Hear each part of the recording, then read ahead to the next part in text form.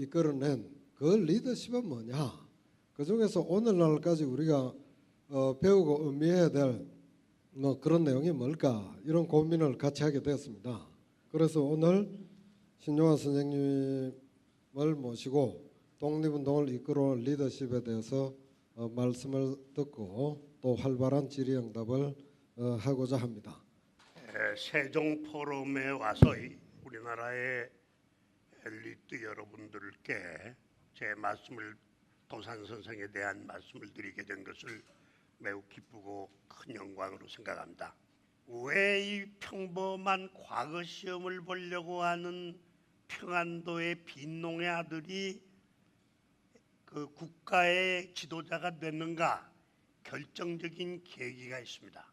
그건 1894년에 청일전쟁이 일어나서 이 청일전쟁 때 1894년 8월 17일부터 평양에서 일본군과 청군의 전투가 대격전이 있었고 일본군이 평양을 점령을 했는데 이때 평양의 일부가 많이 부셔졌어요.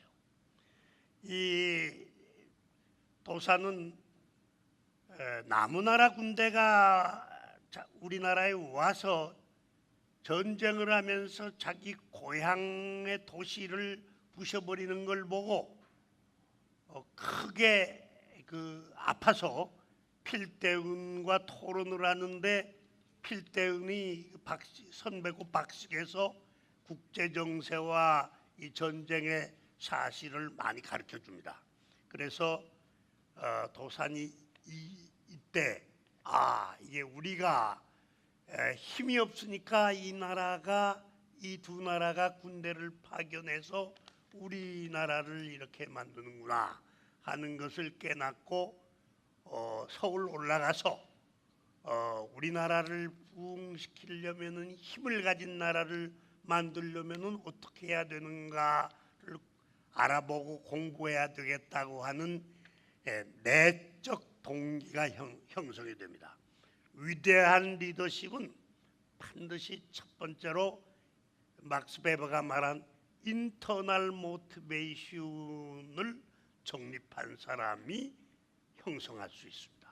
그러니까 큰 인물은 전부 어릴 때든 아주 어려서든 간에 어떠한 내적 동기에 의하여 자기의 진로를 결정을 합니다. 그래서 숙식 해결을 위하여 이 유학 사상이 잔뜩 든 청년이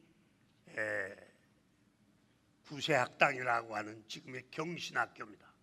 그 학교에 들어가기로 결심을 하면서 이 학교에 가면은 기독교를 개종을 해야 된다고 하지만 밥 먹고 유학의 정신만 지키면 되지 하고는 들어가서 1년간 기독교 세례를 받고 서양 신식학문을 공부를 합니다.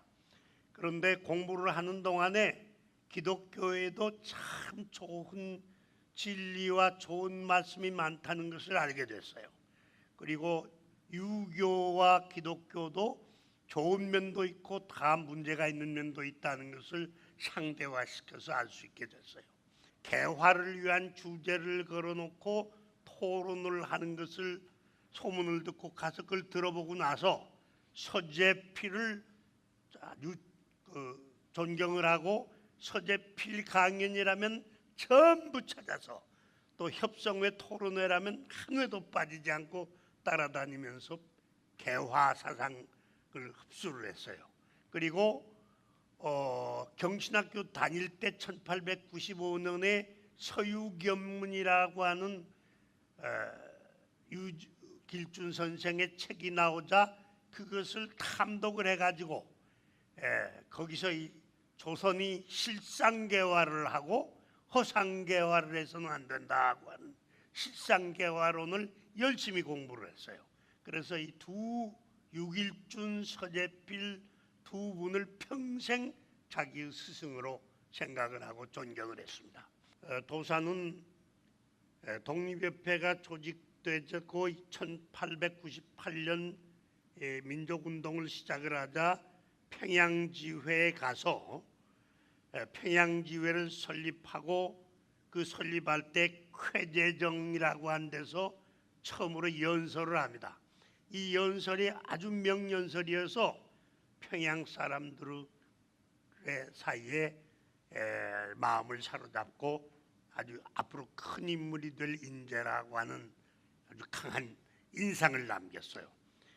돌아와서 만민공동의 활동을 하다가 1898년 그 해에 이들이 입헌군주제를 주장을 했기 때문에 결과적으로 황제 고종의 탄압을 받고 강제 해산을 당했어요. 점진학교라고 하는 것을 세워서 그걸 가르치다가 거기서 이 필대은이 폐병에 걸려 죽습니다. 그래서 이제 혼자 외톨이가 됐는데 그때 그 유학을 가서 미국으로 유학을 가서 교육학 박사가 돼가지고 돌아와서 대학교를 비롯하여 각급 학교를 많이 세워서 교육으로 이 나라를 뜯어고치겠다, 개혁을 하겠다. 그래가지고 미국 유학을 결심합니다. 샌프란시스코에 당시 약 20여 가구의 한국인들이 차이나타운 한 구석에 모여 살고 있었는데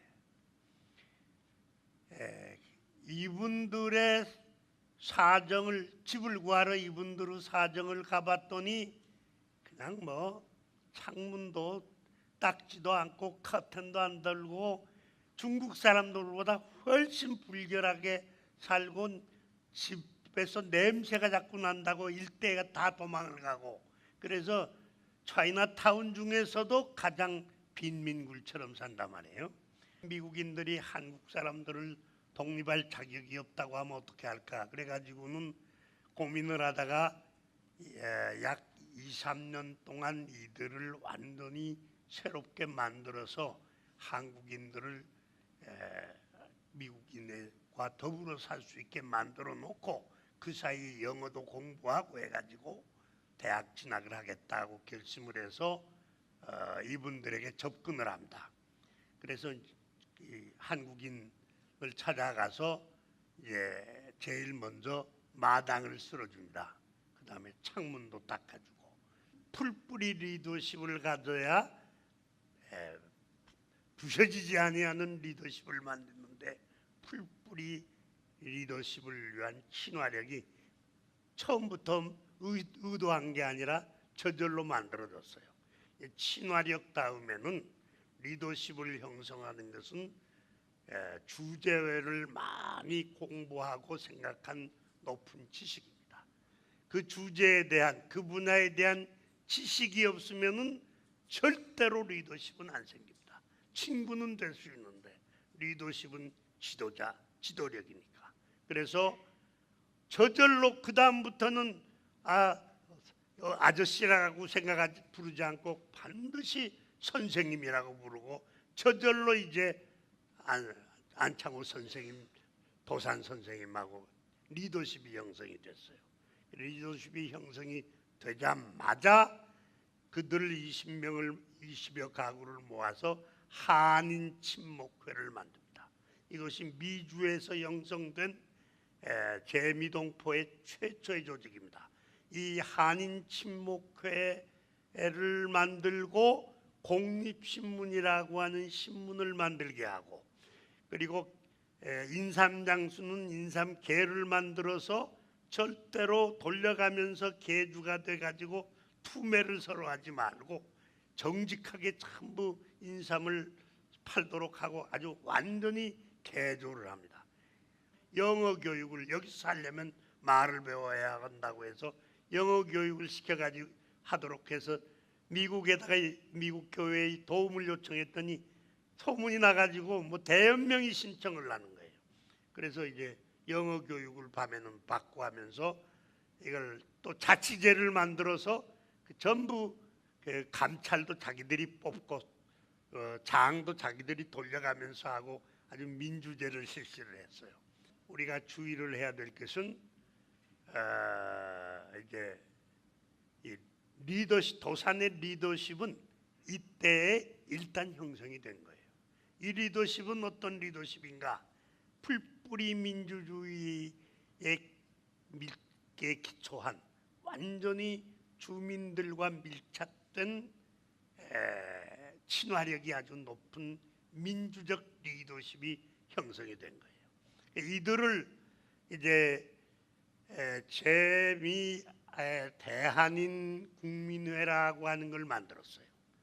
그래서 로스앤젤레스 사람들, 샌프란시스코 사람들을 묶어서 같이 만들고 이걸 이제 지역별로 다 만들도록 해서 나중에 중앙 총회를 나중에 돌아가서 만들었는데 이 당시까지는 지방별로 만들도록 했어요.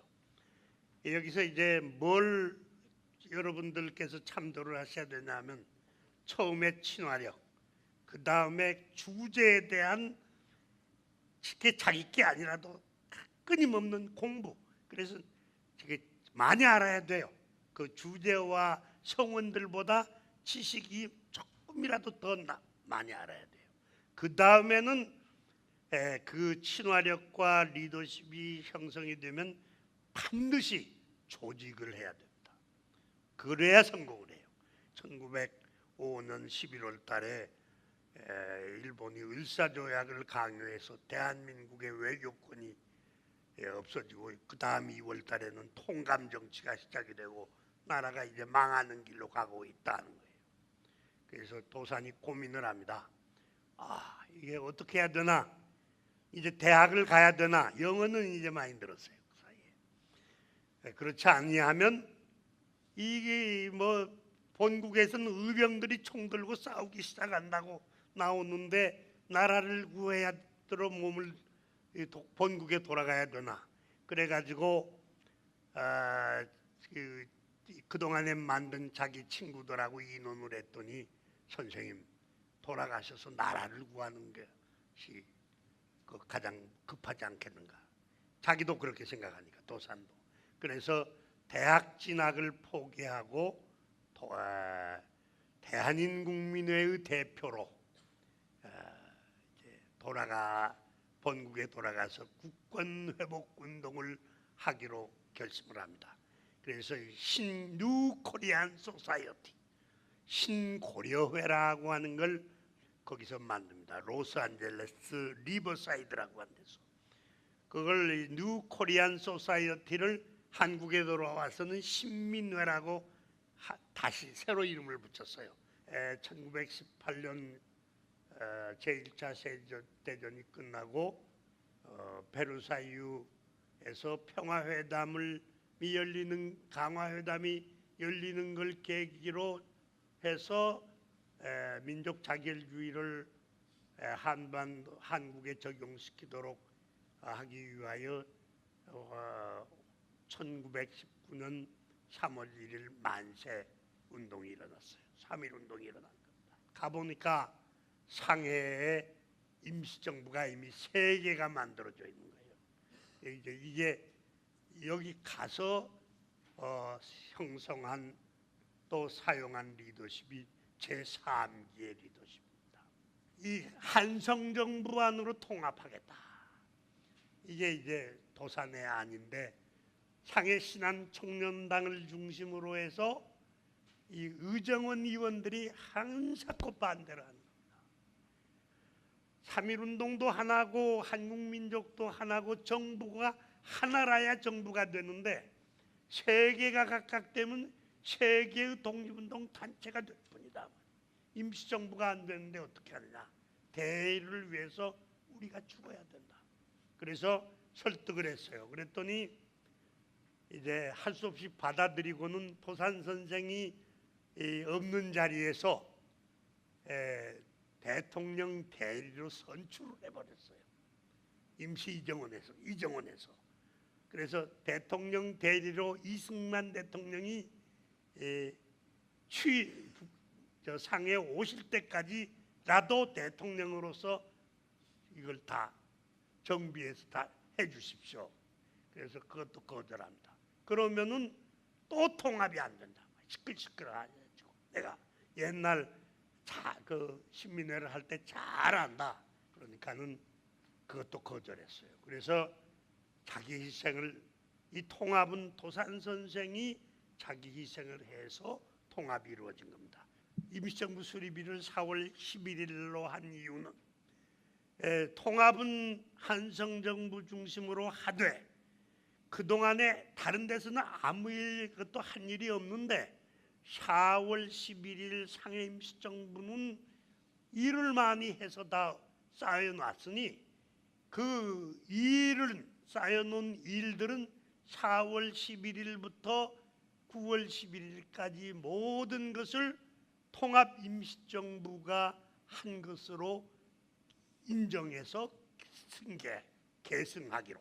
그래서 임시정부 설립일도 4월 11일을 다 통합 임시정부 승을 걸로 끌어올려서 받아들이고 모든 업적을 임시정부 업적으로 다 합친 겁니다. 상해 임시정부 그리고 임시정부가 탄생해서 오늘날 역사에서 이렇게 역할을 할 수 있게 된 것은 도산 선생의 리더십에 의해서 만들어진 겁니다.